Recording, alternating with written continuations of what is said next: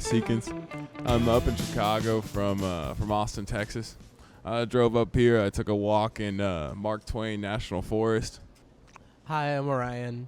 I just moved to Chicago a month ago to hang out with art students and be a musician. My name's Andrew. I'm in the painting and drawing department at SAIC. I'm a third year currently. Oh, my name's Sarah. I'm from Houston, and I'm in the painting department.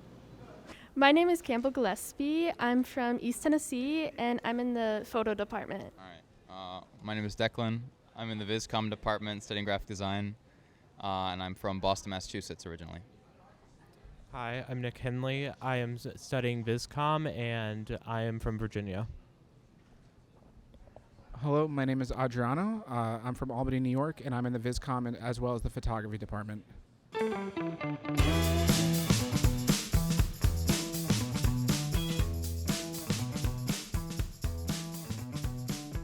As far as politics and voting, I'm generally quite intrigued. The issues that fascinate me the most are like equal rights, women's rights, and environmental protection work, and new urban transit, new urban design that designs less around cars and more around people to encourage sustainability. I've been in voting purgatory because I live somewhere between Austin, Texas, and here in Chicago, Illinois. And I really wish that I'd registered to vote here or learned to absentee vote, but I didn't really do either.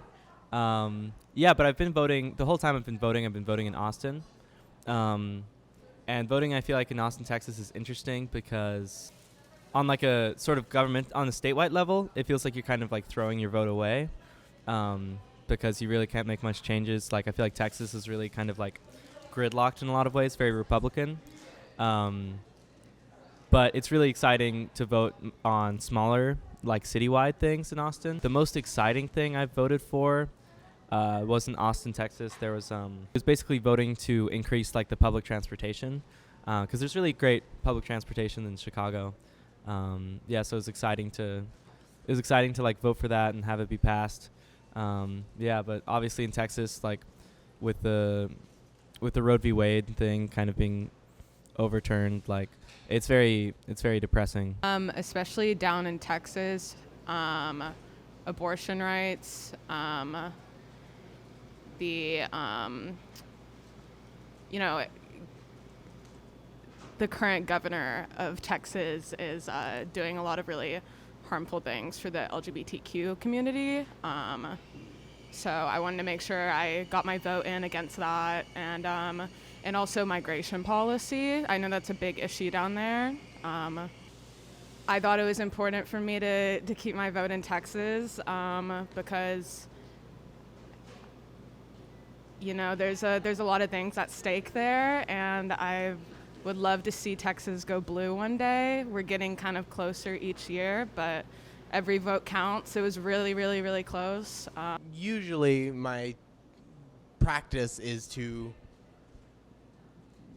pay attention to local ballots and then not think about voting very much, just straight down the Democratic ballot, and then put more sincere efforts towards real change into direct action. The last few election cycles have had successful propositions to decrease funding to the police, increase funding to parks, general budget stuff, which is where the real moving and shaking happens on a local level. Yeah, so I was mainly focusing on abortion rights and leaders that have policies that they're going to try to implement to allow women to gain the right to have an abortion. My voter registration is still in Tennessee at the moment, so I'm currently voting in Tennessee, which right now is, as many people know, extremely conservative. So you can't even get birth control in some parts of Tennessee. Voting, I think, is paramount to this country. I disagree with like gerrymandering, for example. I think that everyone should have accessible rights to be able to vote. So I like candidates who speak to facts, not just superstitions or rumors or prejudices, especially that we're seeing with some of the far right candidates. I want I want voting to be more accessible for minorities, for people who may not have such a privileged background. But I think one big thing that makes me nervous is the fact that there are two bubbles in the world, especially having like, a Democratic bubble or a Republican bubble or independent, for example. It's hard to hear different views outside of your own stance. So it's a bit nerve-wracking, if I'm being honest. But I think that people should be able to vote. I think you should be able to mail and vote, especially if you don't have the access to. I just think that gerrymandering should not be a thing. It's how 20% of an organization or a party can control 80% of the votes. Yeah, I think like small scale is kind of the only like arena that I feel like my vote really matters. I feel like it's one of those things where I don't actually have that much faith in our like election system or a political system, especially like a two-party system, with so much like gerrymandering and everything. But at the same time, I think a lot of people, especially in our generation, like if we look at the vote rates, it's like so much older people and so less of younger people. I feel like we're all very like nihilistic about voting because we see the issues in it. So we use that as an excuse not to vote. So it's one of those things where it's like, we should do it, but we should also critique it, like be skeptical of it, but don't let the nihilism get in the way and make you apathetic and not doing anything. I think especially with younger people, if they continue to vote, I think we can make a change. Right now, though, a lot of people are not voting, which is an issue. And I think the more people that begin to vote, I think we can really make a difference in society. I go to a lot of protests. I actually did a lot of photo projects back home in Tennessee for abortion rights before I left. And, I work on campaigning for other politicians that are trying to become, powerful people in our state that can help us. I really like systemic thinking when thinking about voting. It's like, it's hard to justify like one vote really mattering, but 10,000 young people or 400,000 young people starts to make a difference. And what does make me nervous is the fact that the two parties aren't even in communication with one another. Kids look up to adults, just by how we're raised, and the fact that our government is not even functioning. And we have the legislative branch, the executive branch, and the judicial branch, and theoretically that's supposed to be checks and balances, and that's not happening. So what makes me really nervous is that people like Mitch McConnell, for example, who can just say no, and then one person dictates the government. I also really want to hear more candidates speak about climate change. It may not necessarily impact them being 60, 70, 80 years old, but for our kids and for us, we're seeing the changes now, and it seems like people still aren't taking us seriously until it's too late, and that's really awe-shocking to me. So I tend to be a voting optimist. I think voting is very good. I think everyone should vote. I know a lot of people think it's basically a sham. It's like, it's like a rain dance or something, but I think if voting was not effective, there would not be such a concerted effort to make it harder to vote. We had voter ID laws back in 2015, 2016, which were awful and completely unnecessary, targeted communities of color, low-income communities. I know now there's some talk of trying to raise the voting age to 21 because young people are voting to Democrat. We wouldn't see that happen if voting didn't matter, at least a little bit. So it's not just about voting. You also have to be engaging with your community for the issues you believe in, but voting in down-ballot elections and, of course, for the presidency, I do think are important because that is ultimately how a lot of the work is going to get done, how you're going to get the money, et cetera. Yeah. I think it's extremely important to vote, to get your voice and make a change in the world. I think voting is one of the rights, and I think everybody should do it to make a difference. I think it's a good thing to vote. It's not very hard, and it's kind of fun, and it's good to learn about policies and government. And you never know when, a couple hundred votes from SAIC students could make a difference in all different stages of government.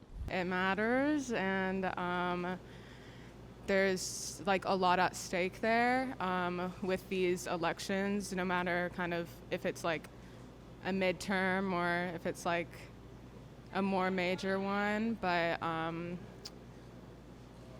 it's just kind of doing the bare minimum, I guess, is voting. Yeah. Honestly, I don't know. I think the SAIC community tends to be pretty well educated about voting. I know every voting season there's like a big thing about, make sure you're registered, stuff like that. I would just say, if you're an apolitical person, just like put a couple seconds into thinking about it. Apply for a mail-in ballot. It's easy as pie. Just do it. There's no harm. Do it. I think if we allow, once we're done voting and that's the end, that we are done with politics, we're allowing those politicians to get away with whatever they want to, making sure we're still holding people accountable even after the fact. Our opinions and rights do not end at just voting.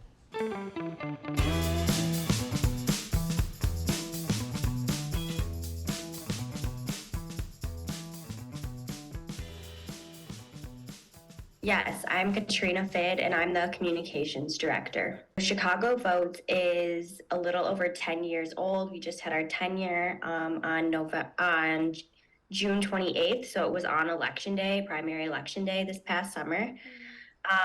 And we were founded with a pretty simple mission that we are true to this day, and that's just to break down barriers young people face to civic engagement. So voting specifically, but also other forms of civic engagement. So knowing how to write and pass laws, feeling comfortable to show up in those spaces, feeling comfortable to show up in city council meetings and advocate for city ordinances, protesting, storytelling, things like that. So we focus on and we primarily serve people 17 to 35, focusing on young Black and Brown people. And we create a voter guide every election so people know the candidates and the issues that are on the ballot.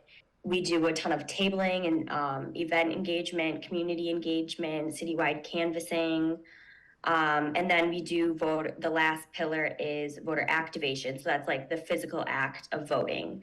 So we have a program called Parade to the Polls, where we work with Chicago public schools and colleges and universities throughout the city. And during election season, we'll parade young people to go vote with like a DJ, food, music, and just make it a fun voting experience, because most people in like Chicago public schools, for example, are first-time voters. So if you have a positive first-time voting experience, you're more likely to continue engaging in voting and develop your other forms of civic engagement.